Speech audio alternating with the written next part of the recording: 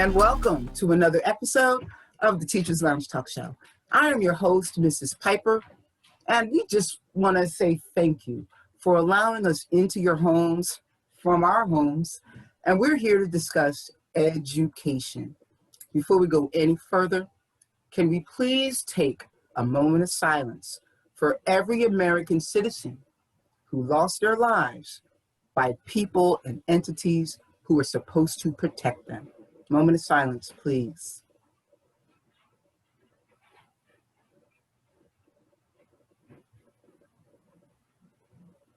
Okay. We are excited here at the Teachers Lounge.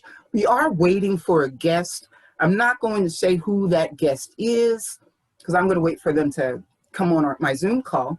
But before we go on any further, I want to say thank you to Minister Malik Shabazz and the Get Up Stand Up Show for the 5 years he has shared his platform with the Teachers Lounge Talk Show. I want to make something clear, everybody. We're teachers, all right? I have to get up tomorrow, all right? And I have to teach children, all right? I have online classes. But we care about education so much that we want to share educational trends with you. Again, many thanks to RJ Watkins and Junior at WHPR TV 33. Thank you very much, gentlemen, for airing the Teachers Lounge Talk Show at between 7 and 8 in the morning every Saturday on WHPR TV 33. We're live on Facebook today, so hello, Facebook. This is our first live Facebook. We are back, the Teachers Lounge Talk Show. We are back by popular demand. And we are just so excited to be here, to be in your living rooms, to hear us, to hear you talk about education. Because that's what we all need. Everyone needs education. Special thanks to David Mohammed and Available Geeks, who has been the sponsor of this show for the 5 years that we have been on. For all of your website needs, please contact availablegeeks.com. For all your t-shirt needs, and you want to design a logo, you want to go to DetroitTees.com. That's T-T-E-E-Z, Detroit Tees. So we have our panelists with us. All of us are here. How are you doing, Miss Williams? I am doing wonderful. Hi, everybody. It's your favorite reading specialist, Candace Williams, and creator and founder of Irby Education. I'm feeling good, and it's so nice to be on Facebook. Hi to all of our Facebook friends. Yes, we also have Mr. Gardner. Donovan Gardner, lead ESE teacher of Mason Academy, DFT. Yes, and last but not least, we have our community awareness, our person that's very active in our community, Mr. William Weir. William Weir, recently retired DPSCD teacher, former executive board for the Detroit Federation of Teachers, and currently working on the Trauma and Law Committee for Education Social Justice Group 482 Forward. Yes. And I know Mr. Weir, he had a wonderful online event with 482 Forward. And it was just sensational. Any place people are discussing education, that's where I want to be. And it was just wonderful. Everybody's frozen. Everyone's frozen? Well. Not anymore. Oh, okay, that's your computer. So, yeah, but it was probably just a wonderful, wonderful 482 Forward. You talked with the school board members, the people that are running for school board, the people that are on school board now. And it was just great. It was just great. And I look forward to the next one. We are going to talk with you this evening. We have a few topics on our plate. We're going to start with the most obvious one, which is online instruction. Now, we are in the second month of school, and I want to talk with my colleagues about how online instruction is going for them. Mm-hmm. So how about you, Ms. Williams? How's online instruction going? You know, online instruction is very interesting. And so a lot of times when I tell people, hey, I'm a reading specialist, and they like, okay, you're a teacher? Like, what does that mean? But I coach teachers, and I also support children in small group reading instruction. So I don't have a classroom, but I've been pushing into the classrooms doing our beginning of the year benchmarking, where we got to know where all the kids are in reading. And so far, our data and reading is not where we would like for it to be. Obviously, COVID was the cause of some of that loss that our children had. So right now we're trying to figure out what are the best strategies that we can use to support our children who need an extra boost in reading.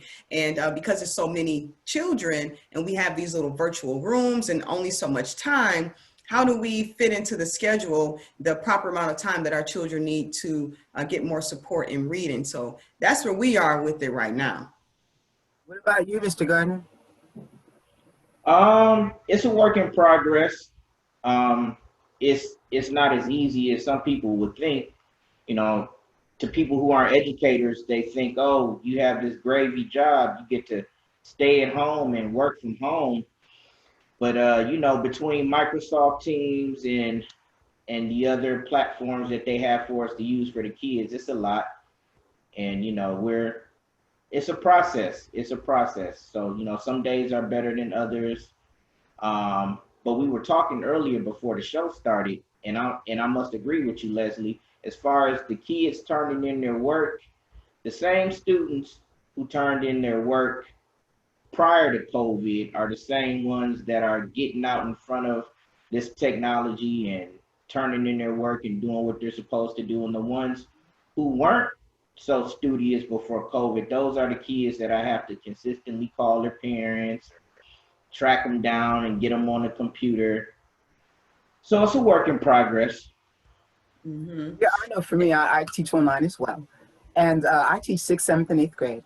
And each grade has, oh gosh, over 45 kids, okay? And I have to say, it is overwhelming. I don't wish it on anybody. Okay? Wait, Leslie, the story changed. Like in the beginning of the school year, it was lovely. What happened? I still love online because it's all I have. And I'm going to continue to love online because it's all I have. I'm going to embrace it. When I talk with my kids, I tell them, listen, this is all we have. So let's embrace it before they take it from us. Yay, us, we're going to learn. So that hasn't changed, but it's just so overwhelming. My eyes are hurting more. They're watering more because I'm always looking at a screen, you know, and I really do miss that one-on-one, face-to-face. You know, there are times when I say to the kids, okay, look here, look at my eyes, you know, because, you know, they kind of want to look everywhere else, but, you know, they want to wander, and I can get them to focus better because I tell them, look here, look at my eyes. Now repeat after me, look here, you know, and that's what I'm missing. Okay, that's what I'm missing. Now, it's interesting. I can do that whole look in my eyes thing online. However, I'm finding that most of my kids, they want to have an emoji picture up and not their own. All right. Mm-hmm. They don't want to appear as themselves. They have emojis and cartoon characters, and that's fine. Listen, I'm happy they're in class. All right. So I'm not going to waste time. Oh, let me turn off your camera. Let me see you. I'm not there with it at all. I'm happy I can hear them. Okay. But it's just becoming overwhelming because, like I said, there's no face-to-face, and I can't really see the light bulb go off.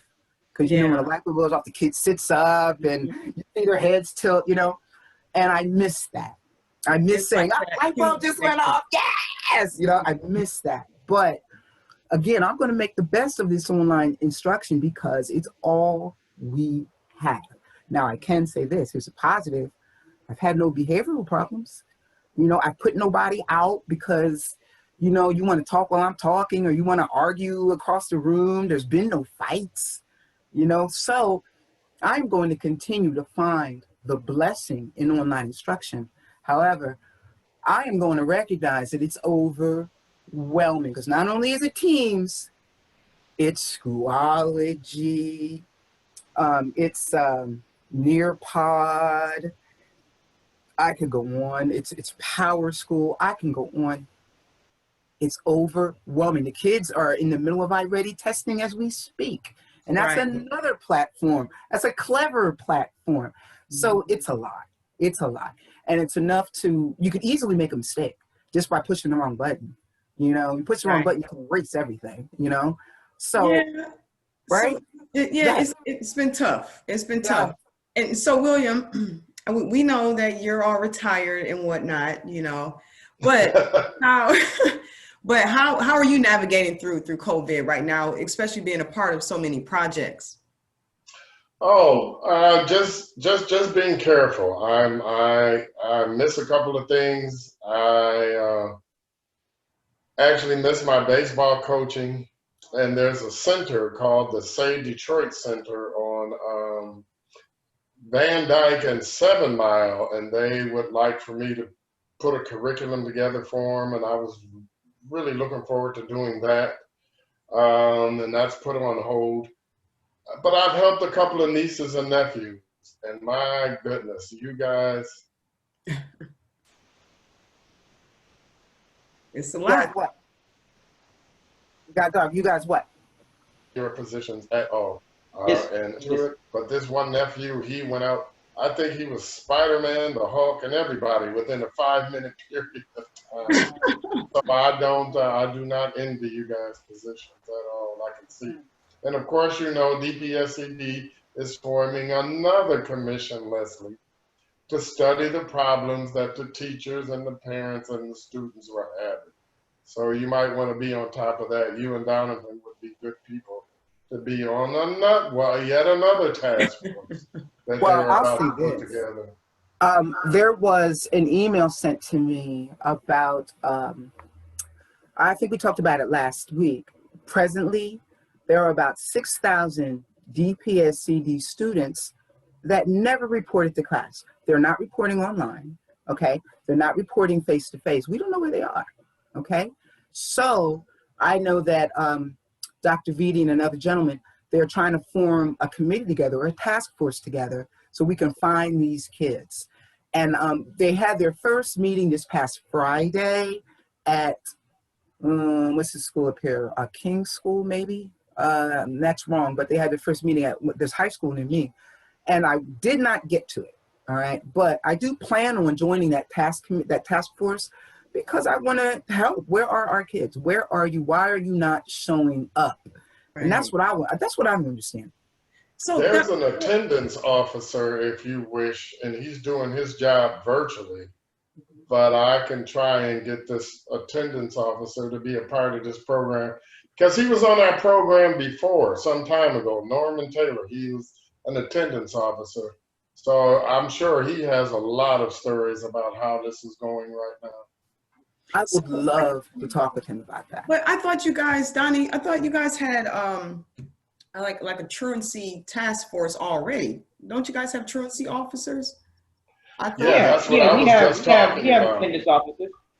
Yeah, We but have I'm attendance saying officers. like a whole task force, like at every school. So what are they doing right now?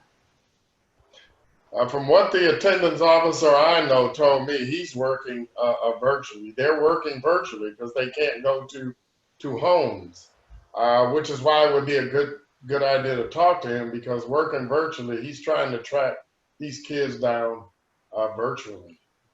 And I'll say this, if the alternative is you have to get a physical address and you have to physically go out, that's kind of scary.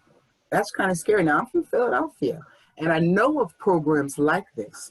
And I can tell you, now I was never on it in Philadelphia, but a friend of mine was. And listen, horror stories, knocking on the door, people want to cuss you out, who the F are you, and get away from my effing step. And what? I'm just here to find out, I might help, So I don't know. I would just like I just wish, if you know you're supposed to be in school, you just show up. You just go to school. I don't get that. Now, I understand there's barriers. I get that. There are barriers to everything. You just can't let a barrier stop you. You can't because you have to walk past a bunch of abandoned buildings to get to school. So you don't want to take that path, or you're not going to go to school anymore. We just have to do better. We have to do better. And I just would love to know where these 6,000 kids are. Where are you? Why aren't you showing up? Literally, all you got to do is roll over and turn your computer on. So what's going on?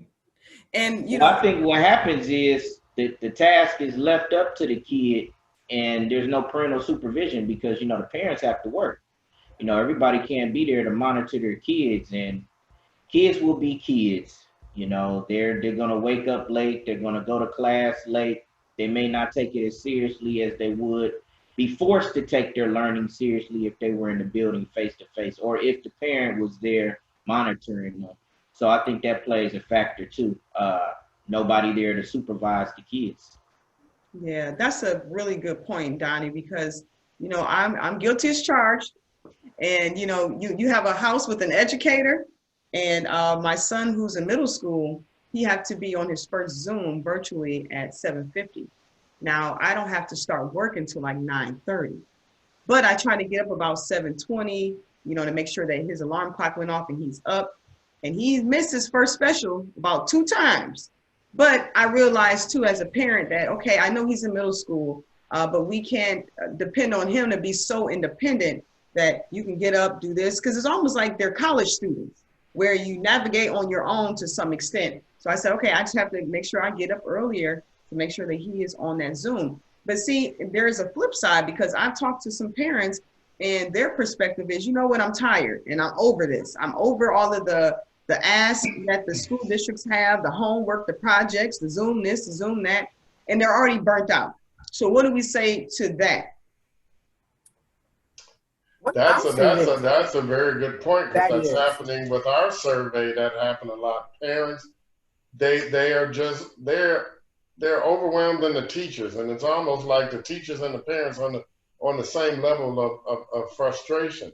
Then imagine if you have 2 or 3 kids and you're trying to keep up, with each of them. I hear you talk about the 2. Imagine 3. Imagine 4. Imagine not being familiar with the curriculum. You know how Common Core has, changed the style and the way we teach, and parents have to get used to that. So I'm glad Donnie brought up that point, because one of the things I wanted to ask Dr. Taylor, and I think that was part of your questions, what about that school board member who said the parents just have to get it together? So, that's why I'm glad Donnie brought that up. The parents have it together. In fact, the only people that don't seem to have it together is the district. Wait, is the district you said, William? Yeah, it was frozen, so I just heard William. So no, I was saying that you said it seems like the only people who don't have it together is the district. Frozen again. Okay. Sorry, now I can hear you. Okay. Yeah, so I was just saying that you were saying that the only people who seem not to have it together is the district. Well, they're trying. I think they're kind of making it up as they go along. And I think every time there is, like right now, they'll come up with some more things once they hear from the teachers and the students, and the parents, and they'll come up with some more things. The truth of the matter is, this is just totally overwhelming for everyone. It was totally unexpected for everyone. And I know there's people who said, there's online courses. People have been doing it for ages. But I don't think on this mass scale. I think, you got a couple of 100 college students that are on whatever university offers online, but that pales into comparison to a large school district, that has to navigate this thing. That's true. I'll say this. I think the district is doing a yeoman's job, knowing that, as you said, this is the first time we've experienced this type of shutdown. Okay. Now, I can say this. The district did pass out computers. My daughter has one. I picked mine up at her school that she goes. So every student in DPSCD received a laptop so they can do online instruction if they chose. Okay. Also, there's face-to-face instruction if the parent chooses. So I hear what you're saying about these parents are confused and they need help, and I get that. And we do have parent university classes. There's help out there, is my point. I just think that people aren't reaching out for the help. For example, last week, I had to go to my master teacher to help me set up my grade book on Power School. Now you would think, you don't know how to set up your grade book? I forgot. And she had to walk me through it. Okay. I asked for help. right? But the thing is, I asked for help. I didn't keep my ignorance and go to bed with it, you know? I asked for help. And if we could just get people to just ask for help, there is no such thing as a stupid question. That doesn't exist. Even if it's how you turn this computer on, you know, that's a start, and we'll teach you that. I just wish that people would just ask for help. And when it comes to schooling, it just seems like people clam up, especially parents. They just want to clam up.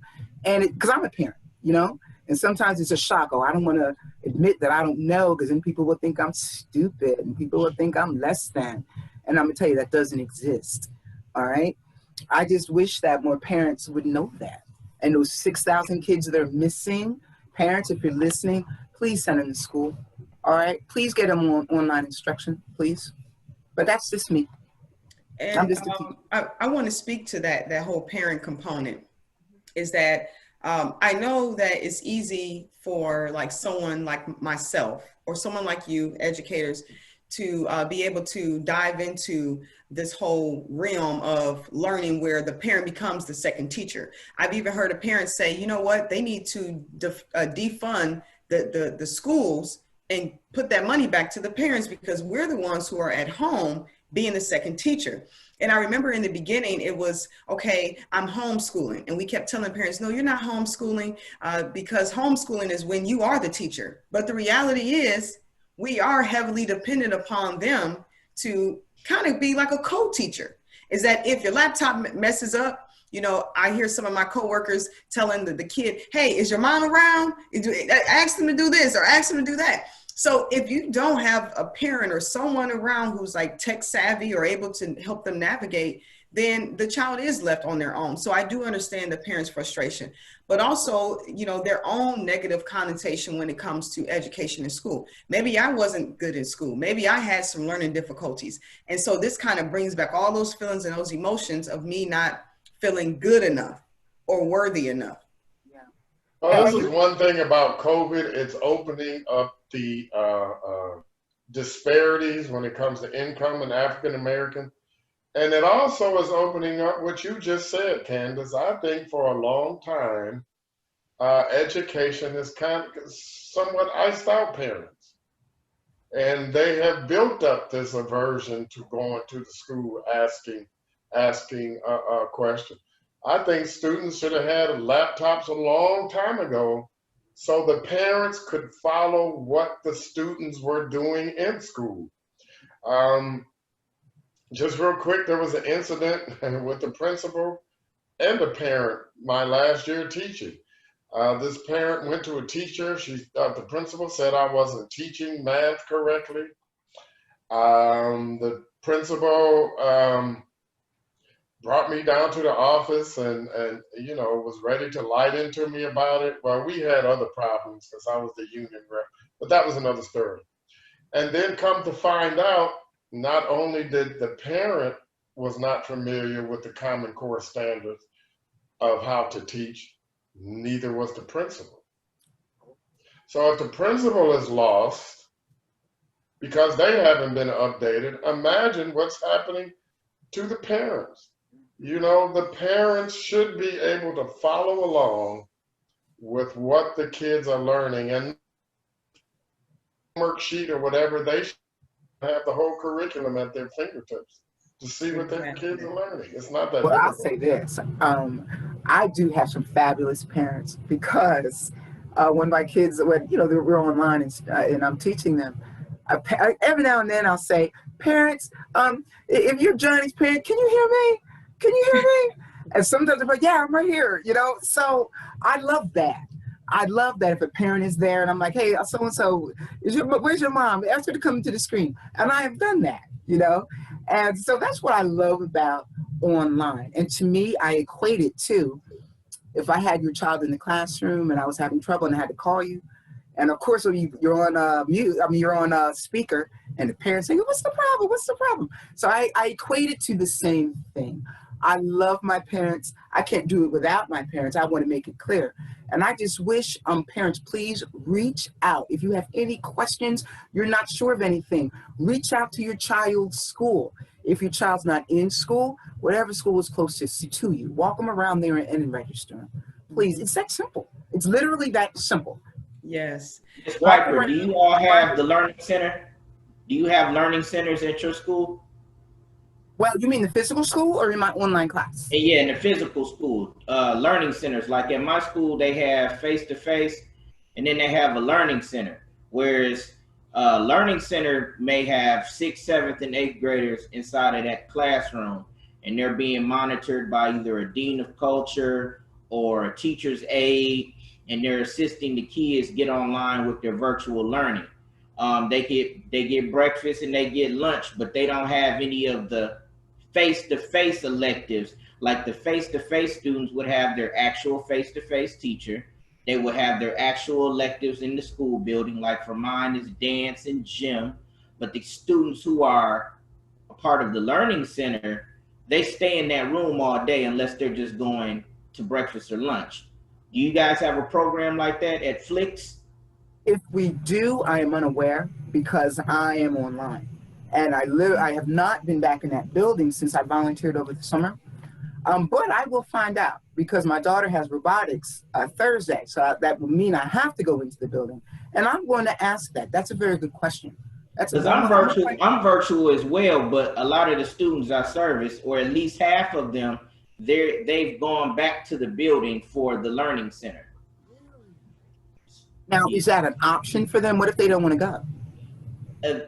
This is something that that's happening recently. Like Mr. Weir was saying, the district's kind of making up things as they go to accommodate the needs of the parents.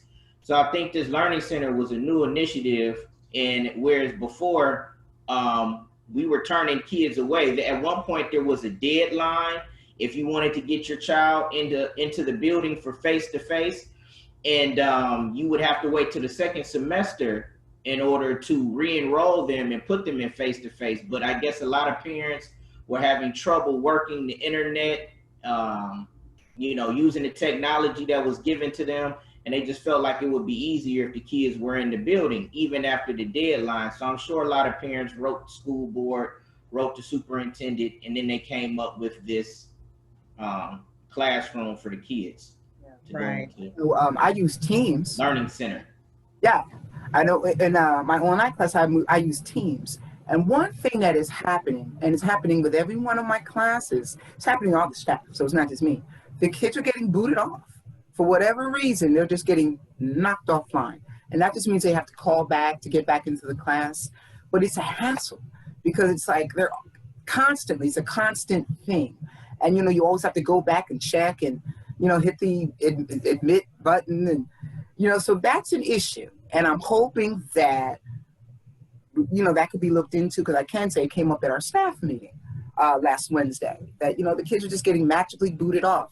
Now, I know the first week I did not have my settings correct. So the kids were able to mute each other. They were muting me. They were able to cut people off and cut me off. And then I learned the system, and I fixed my management. So now the kids can't mute each other. They can't mute me. They can't cut me off. They can't cut each other off. But now Teams is cutting them off. Just cut them off. Just disconnect it. It's bothersome when they're in the middle of a thought, like this student is reporting out, and then they're cut off. And it just makes me mad. It frustrates me to no end. But that's the reality that we deal with. And I just tell my kids, if you get booted out, just come on back. Just call back, and I'll let you back into the classroom. So, boom on that. And just kudos to the kids out there. If you're watching, I don't know if you're up this early, but if you're watching, kudos to you, give you some shine, because they are navigating through this as well. Like the second graders, first graders, they know how to get themselves back into the Zoom link, how to leave out the breakout room, come into the breakout room. And so this has been an effort on everyone's behalf. And just speaking of the whole parent component, so I just launched a new website. It's called irbiesreadingacademy.com.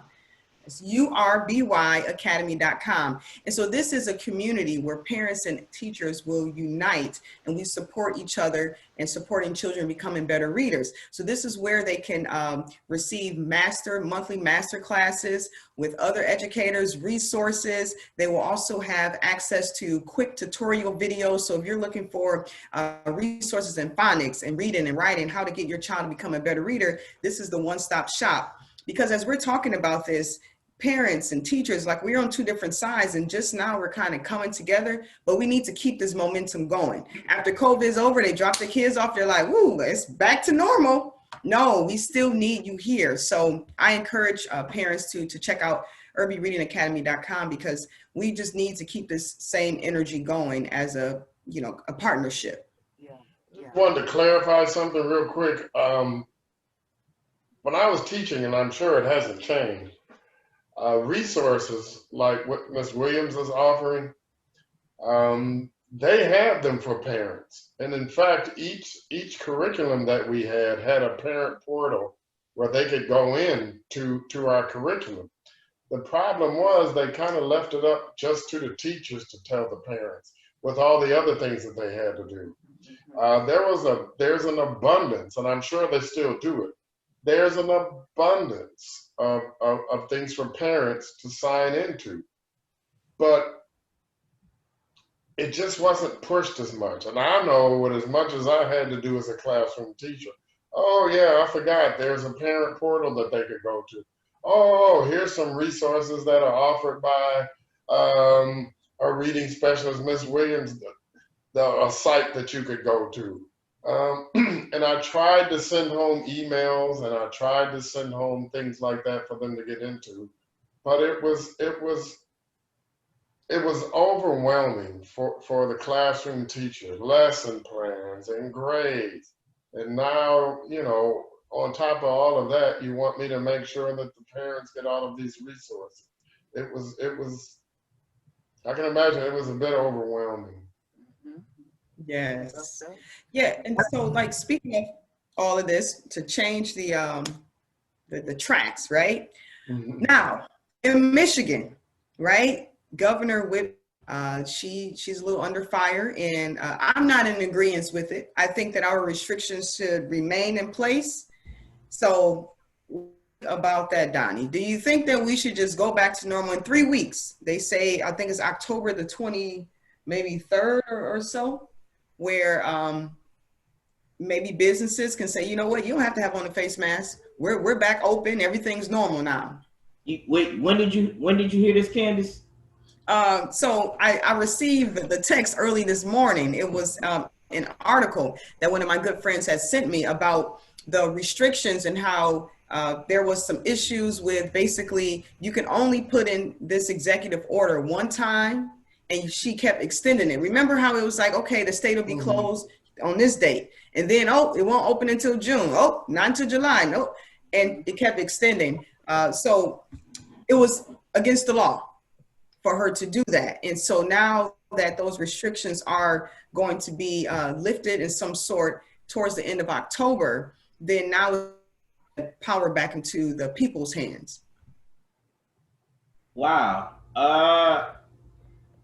Well, I thought I thought we would go back second semester, depending on, I thought they would base it off of the COVID cases. If it seems like it wasn't spreading, or we had it under control, or the safety precautions that we were taking or had in place were working, that we go back second semester. I didn't know that they were trying to send us back as early as, how many days, Candace? You said 3 weeks? Mm-hmm. Yep, in 3 weeks, I'm going to pull up the article real quick. Yep, so the day.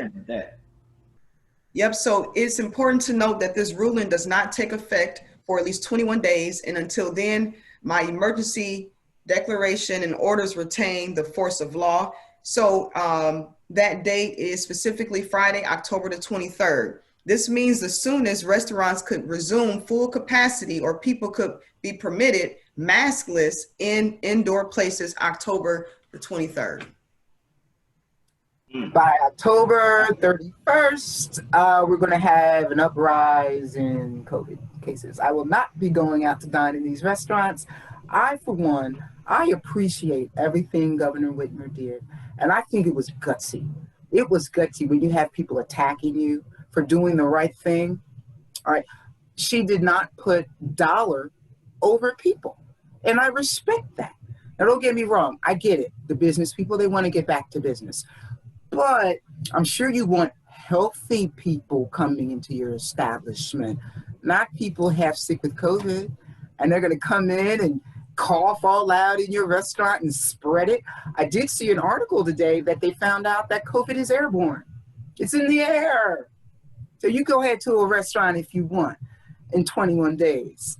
All right, because people are mad with the governor. I appreciate Governor Whitmer. I thank her for what she's done by closing the schools, what she's done by keeping the pools closed, the fitness places closed. Keep them closed till we get a grip on this thing.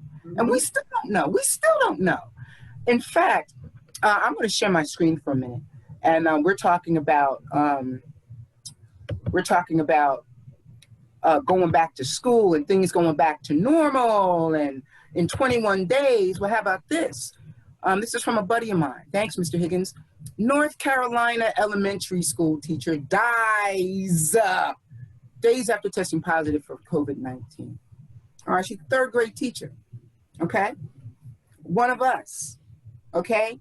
In the classroom, face-to-face instructor, okay? She's dead now. God bless her soul. God bless her family. She is dead now because she went into a building with COVID-19. Now this woman's dead. One of us. It's not right. Please, everyone, please, until we get a hold of this thing, take a chill pill. Keep chillaxing. All right, you have your health. All right, you have your loved ones. Let that be enough for now. It's enough for me. All right, I don't want to go anywhere and get sick because I want to eat a steak. It's not worth it. It's just not worth it. Well, Governor Whitmer had stages. She was going logically with stages, and it depended on what was happening. Well, all of this time since she first put down her restrictions, there were these goofy Republicans. Well, I should be more professional. There were some Republicans who were talking about the authority, the lawfulness of it, and it was based on a 1947 law or whatever. But now they said that shouldn't apply now, and I think it's a little ill-timed considering just what happened with Trump, President Trump. You know, because it's just like you said, all of this opening back up and the spread is coming, and now they have taken the power away from the executive branch to continue to close, and it's getting worse. You know, we're having spikes, and she should be in control of that. And I trust her. I voted for her. So of course I'm going to listen to her. And I just feel I'm disappointed. I'm disappointed that so many people won't listen to reason. And really, I don't know, is it because she's a woman? Like if a man was given That's part of it. Right? I think if a man was given these orders, we'd go along with it. We'd understand it more. But I really you got to understand, Leslie, there's people who are going through mental anxiety, depression, and stress just because of these restrictions. I understand you understand the safety and the importance of, following Governor Whitmore's safety guidelines, but you don't know what's going on in everybody's home. And since this pandemic has started, they may be confined to things that they would usually have an escape to get away from. That's why they say the use of alcoholism has gone up, the use of drugs have gone up, the crime rate has gone up because people are lashing out. They're tired of being cooped up in their houses. So I can't say I don't understand where they're coming from. I understand both sides of the table. I'll put it that way. Domestic violence as well, that's on the rise too. And when we think about navigating through this whole education and virtual world, we have to think about that too with the parents, right? Leslie, as you say, kids, where are you? Where are you? Who knows? Maybe mama, grandma, whoever somewhere passed out every morning and they can't get me on the laptop. because of these restrictions. Now, I'm in total agreement with Governor Whitmer's decision, you know, and I always have, because I believe in people over the politics. But I do agree with Donnie that this is very difficult for some people, especially when we think about mental illness and substance abuse. Yeah, Well, the and I alternative go ahead, is Will. death. I mean, and that's the sad way to put it. But then there's just not enough, as you were saying, both of you guys were saying, there's just not enough mental health support out there for people. It just isn't. And you know, the Or more income you have, the more avenues of escape that you have. You know, and well, I'm gonna challenge you on that because I feel that there may be some avenues, but people won't reach for help. Just like we were talking earlier about, there's avenues for parents who are struggling, you know, but maybe the parent won't reach out for help. You, yeah, I think there's plenty of mental facilities, and there's hotlines to call and okay to say. There's plenty of it, but will people reach out? All right, you know, I had listened to a story. A friend of mine was telling me that, oh, they're so hungry because they can't get to the market, and they're unemployed, and you know, they're not making it, and they're hungry, and can I give them money? And I was like, well, you know, let me ask you, if you're hungry, did you bother visiting the food pantries? Crickets. Crickets. Food pantry. I don't want to go to the food pantry. I'm not going to the food pantry. No, not that. And I'm like, well, I go to a food pantry and I work. What's wrong with the food pantry?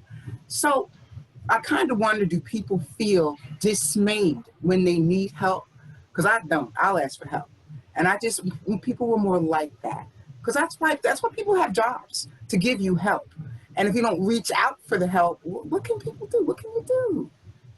What can you do? I think Donnie can probably attest. If you have mental health challenges, and you know, what sounds logical to you is not logical to a lot. And if those mental health challenges also are exacerbated with low income and resources, logical decisions aren't made. And on top of that, you have the stress and the anxiety that COVID, you know, has. I mean, it's tough for me. You know, I was just telling my husband that, you know, he goes into the field for work sometimes. Me, I'm here. I am supporting my kids and their virtual learning, make sure that they get to school on time for the hybrid. You know, I'm running my business from home as well. So it's like home, up the street, home, up the street, home, up the street. And it's like, let me go, I want to be free, you know? So I'm finding ways to deal and cope with my own stress and my own anxiety about having to be stuffed and cooped up in the house. But like William is saying, we really have to be cognizant of, when we're talking about mental illness, we have to shift the way that we even think about it, because the mindset isn't even the same for someone like us, for someone who may be schizophrenic, bipolar, or depressed. So yeah, it's definitely tough. And I respect that. I hope I'm not coming across as with no heart, you know. I heard what you said, Donovan, and I feel you. People are depressed and they need an outlet, and I get that, you know. But geez, just to open up everything because people are depressed and they need an outlet. Hey, So y'all, let me ask you this, Leslie. what's up? I'm not going to say that I agree or disagree with Whitmer one way or the other, but if you look at what's going on, when you turn on the TV, you see protesting, you see people, you know, getting together to canvass or promote whatever candidate. They're not social distancing. I go downtown to Belle Isle, and you know, I get with a couple of friends or co-workers, and we're not social distancing. So I mean, I Well, understand you're at more of a risk when you're dealing with kids that you can't necessarily control the environment that they come from. So from a teacher aspect and working inside of the building, I understand the dangers in that. But at the same time, people are already, out in the world living their lives right now, whether government Whitmore says not to do it or not. People are out enjoying themselves. People are going to clubs or little bars, local bars that are open. People are having family barbecues, family gatherings. I believe a lot of people had a lot of anxiety at first, and I know I was one of them. But slowly but surely, I started losing that anxiety about COVID, and I just use all my safety precautions when I go out. I have my mask. I have my sanitizer. Except for when you go to Belle Isle, because you said when you at Belle Isle. Oh my God! Oh no, yeah, I don't social distance crazy. when I'm at Belle Isle. We have our sanitizer. I make, constantly sanitize my hands and things of that nature. But it's kind of like it's like a risk. Like, it's up to me. At least I know it's my fault if I get it, rather than I'm at work, I'm working hard, and all these kids coming from wherever they're coming from, and they may have COVID. They may get me sick, if that makes sense. Yes. So if I'm going to get it, I want to get it my way. I don't want to be forced into getting it. So when the teacher said, when our union fought for us to be virtual, well, that's why I chose virtual, because of for the safety measures. So I understand both sides of it. I'm not just going to say shame on them for being mad at Governor Whitmore. She's only trying to help you. I can see why they're mad, and I believe that her intentions were good, and I'll just leave it at that. Well, I'll say it. Shame on y'all for getting mad at the government for trying to keep y'all safe. I'll say it. Shame on y'all. Shame on you. I appreciate Governor Whitmer. Like I said, I think it's coming down on her because she's a woman. All right? She's not even an old woman. She's a young woman. She's a beautiful woman. And I think that that's what people see. They see who's this woman trying to tell me what to do. I'm a man. She can't tell me what to do. That's what I think it is. I think it's male. I wouldn't feel like that. I think Governor Whitmore is a great governor. It's the men ruining coming from another man. I wouldn't feel like that. I like Governor Whitmore. Yes. Well, you know what? Just real quick. Everything is one of those all of the above things. There is some sexism to it, but this whole pandemic, for the most part, has been politicized. That's the terrible part. It's been politicized. And just real quick, Donnie and Leslie. Leslie, I always am worried about blaming the victim, and I want to be careful about that. I know there's some things that parents can do, and there's things that people should do, but I like to be careful about blaming the victim. And then lastly, Donnie, when they were talking about the protests, a lot of the Black Lives Matter protests that you saw in the daytime, that they said the reason why the infection rate isn't so bad is because they overwhelmingly wore masks and it was outside. What you're seeing with some of these other people that are reckless, that motorcycle rally, East Lansing has a high degree of infection because they're going into the bars. They're not only are they not social distancing, they don't wear masks. They're passing around bottles. They're in a close quarter. And just what Leslie said, that's what's going to make the fall and the winter such a disastrous time if we're not careful. Wait, well, you think I blame the victim? Who do I blame? No. I just said I just like to be careful of that. But sometimes we kind of blatantly say that parents won't take care of things and don't do that. No, you've made it clear that there are some challenges and that there's some things that the parents are not availing themselves of. Sometimes I just kind of shake a little bit when I hear that to make sure that we're not, doing this with a broad brush and blaming the victim. Well, let me make it clearer for you. I am not blaming anybody. Oh, yeah, I get it. Yeah, I know that we have parents that do wonderful. Look, I have the best parents in the district, all right? And I'll say that to heaven, all right? And I thank you, Lord, for my great parents. I appreciate them. I love them, all right? I do have a parent or two that I wish they would step their game up a little bit more. Oh, yeah, we've all had those. Yeah, and that's who I'm referring to. The parent that I wish could step up just a little bit. How about a lot bit more? Just, please. That would be nice. But hey, I love my parents, and listen, I'm a parent, Okay, so I gotta love the parents, you know. But listen, we can't pretend that there aren't parents that are neglecting their job. We can't Oh, pretend it absolutely. doesn't happen, and we should be able to talk about that without being said that we're blaming the victim. Because listen, there are no victims. Let's be clear, there are no victims. There are no victims. All right, there's unfortunate circumstances, but there are no victims. That's a choice. Oh, that's a choice. Uh-oh. Oh, okay. I'm not Kanye.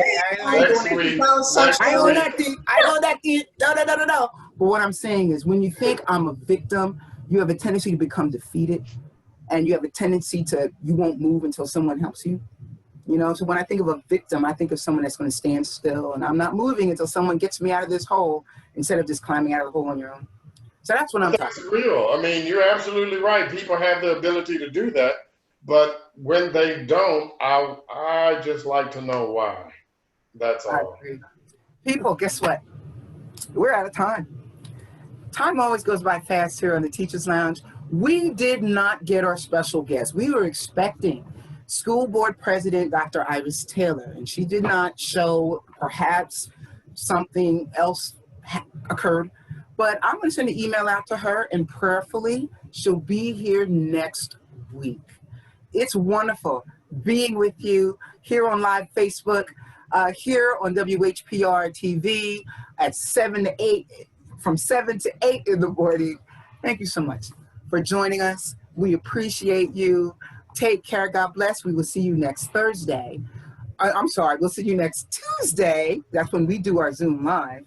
But we'll see you Saturday mornings from 7 to 8 on WHPR TV 33 and Facebook Live. Thank you so much.